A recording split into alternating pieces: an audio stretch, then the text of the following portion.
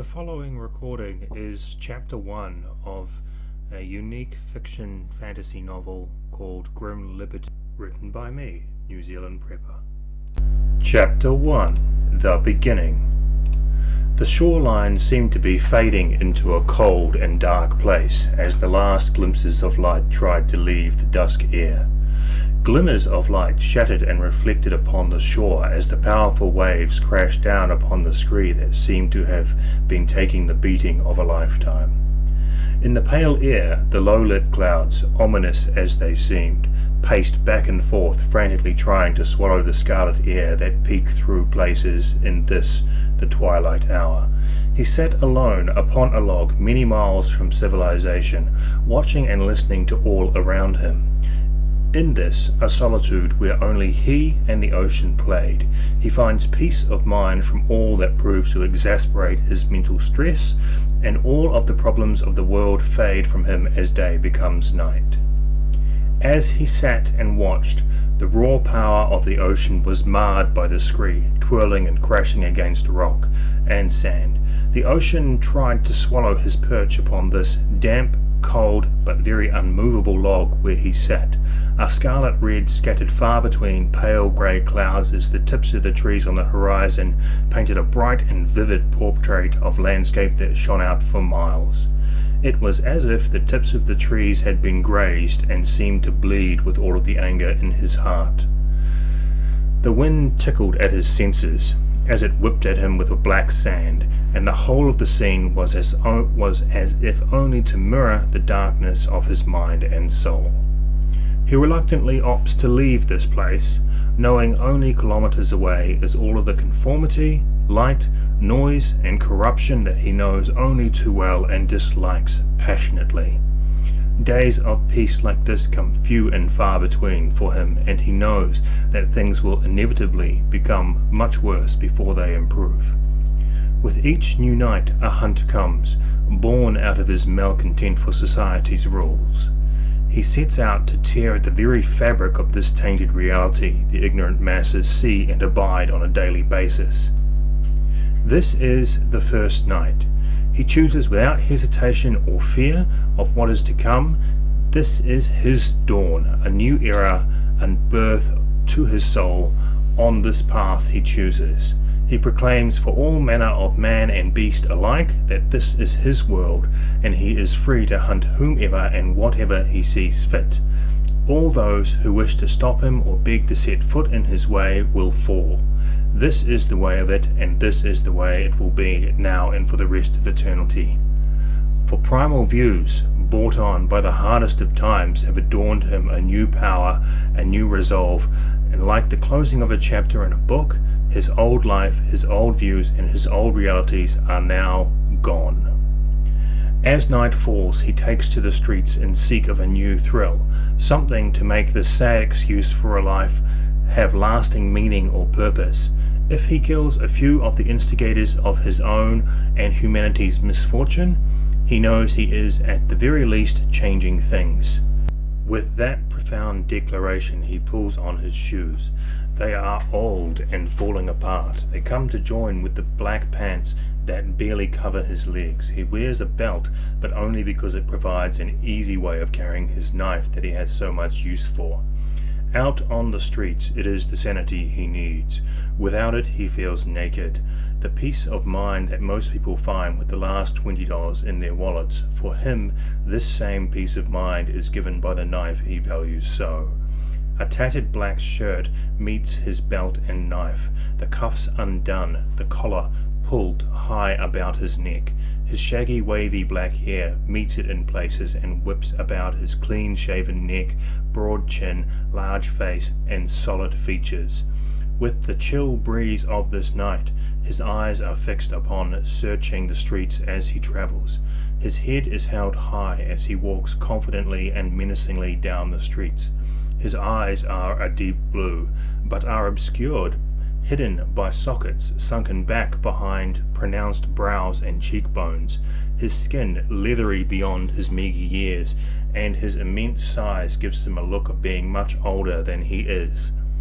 Midnight peeks through on the cold landscape. He finds his legs have taken him to a graveyard, a place where he is undoubtedly as much at comfort as he was on the beach. Just as you would expect, there is very little lighting and even fewer people to prey upon. But he stays for a while.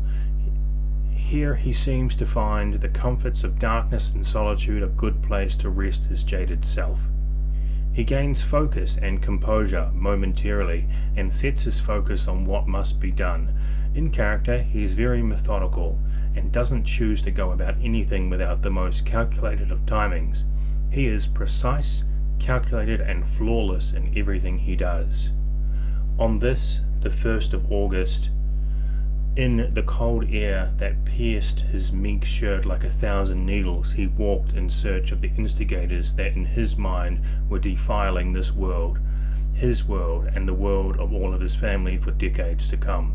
He searched not necessarily for a person or persons for that matter, but for a way to change what began so many years ago, the day the bankers signed into effect a way to enslave all of the masses for all of time, perhaps even earlier when religion set in place the format for rules and conformity.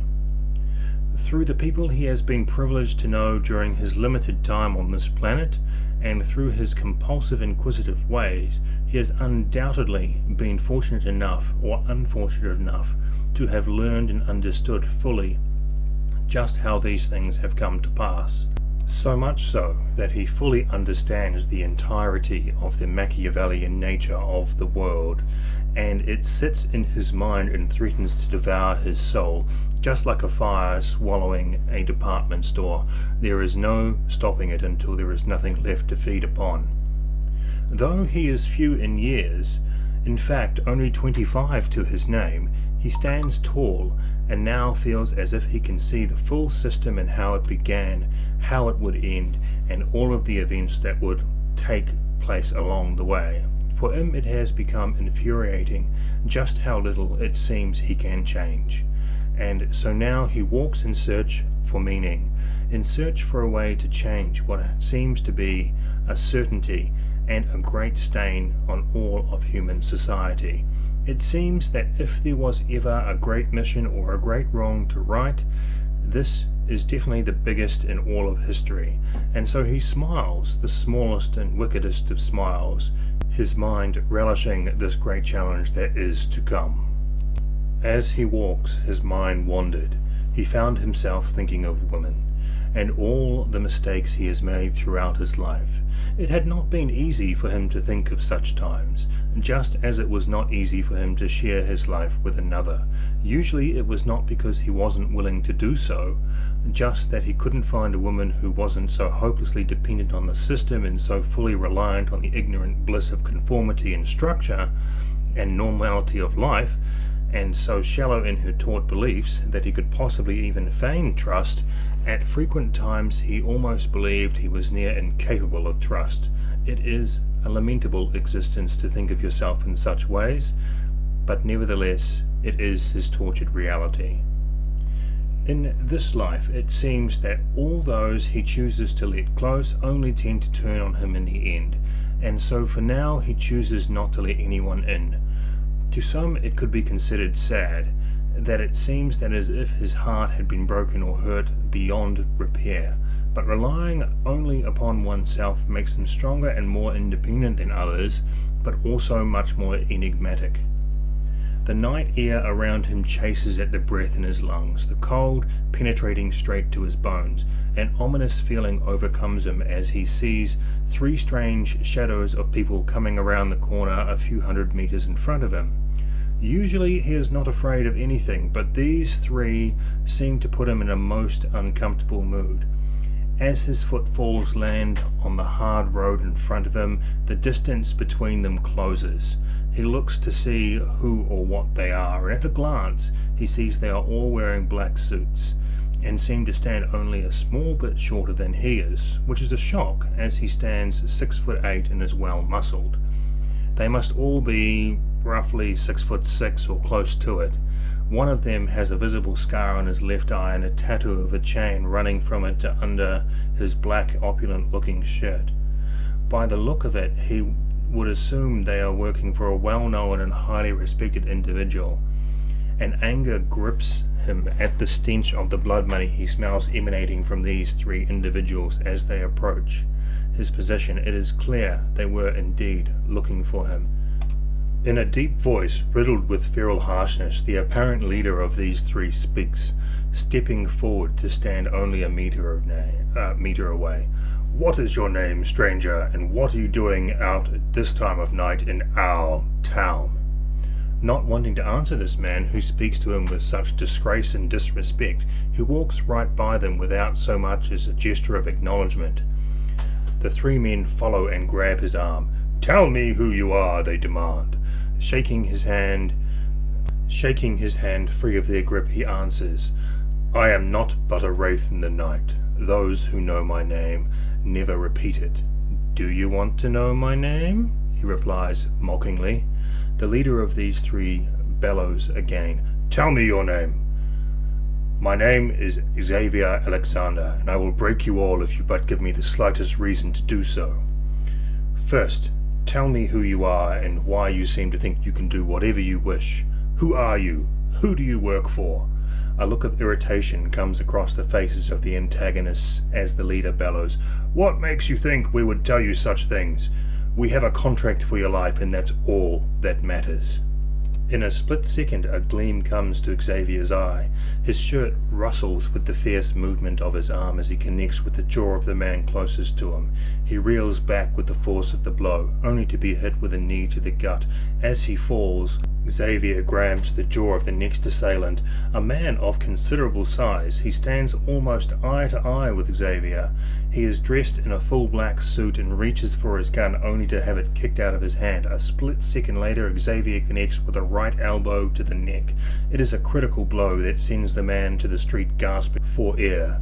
Xavier knows he won't be getting back up, seeing clearly his windpipe is crushed.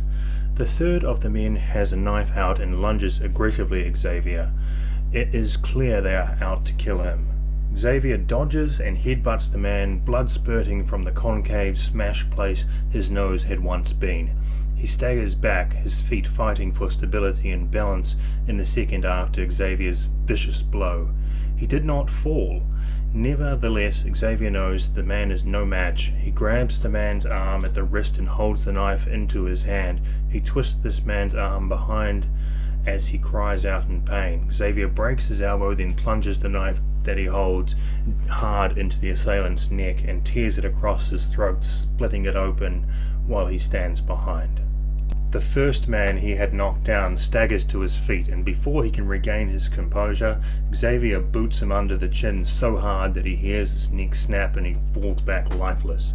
Xavier searches the men for any clues to who they are. Finding their wallets and papers, he decides it is best to leave. Sirens pierce the air, and Xavier executes a hasty retreat back to his home on the edge of town near the sea. Back at home, Xavier studies the men's documents, which to his frustration hold very little information about them or why they were there.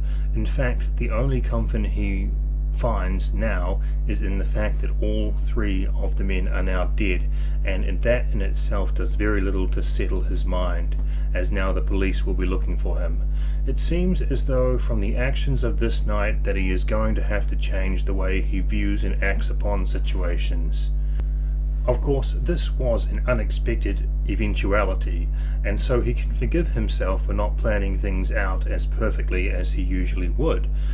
The prospect that someone wants him dead is not exactly surprising, though. He wonders why, if they knew so much about him, why hadn't they come while he was asleep or at his house, and if they even knew where he lived in the first place. The stale air inside his home was a pungent reminder to him that he had to open a window, and as he rose from his seat a flash of light peeked through the curtain that was opened only a crack. This is weird, he thought, as it was about 2 a.m. He satisfied his curiosity and peeked through the curtain. "Shit!" he whispered as he saw a sight that chilled him to the bone. His entire yard, and from what he could see most of the block as well, is crawling with police cars and men in black suits. What the hell have I gotten myself into, he wondered. One of them spotted him and opened fire instantly. A bullet narrowly missed his face. He jumped back inside his house. How the hell am I going to get out of this one, he thought. A flash of light hit the room and the door blew in with an immense force unlike anything he had ever witnessed before. His door lay in pieces and the glass in his house near the door exploded into 1,000 tiny, fast-moving sharp shards. "Who the hell are you guys?" he shouts, instantly wishing he hadn't, as bullets tear through the house, destroying everything they hit. They must be using either armor-piercing bullets or extremely fast ammunition, because they shattered the fridge he had just knocked over and scrambled behind, barely giving him time to move at all. He threw himself for cover, fearing for his life, jumping from room to room, dodging bullets everywhere as the men annihilated his house. He couldn't believe what he was experiencing. The men were just destroying everything in an extremely methodical way, smashing any place he could possibly hide behind, destroying anything he could scramble behind, and as if that wasn't bad enough, they were everywhere. There was literally no escape, no exits unblocked, even the roof was crawling with the bastards. They obviously wanted him dead, with no time to ask questions and no thoughts or reservations about anything but the job at hand. With a resounding thud and a hot red light, in an instant the whole place was reduced to nothing more than smouldering wood and a few bits and pieces around where Xavier lay. To his amazement, he wasn't dead, far from it in fact, but he wasn't alone either. A tall woman stood above him.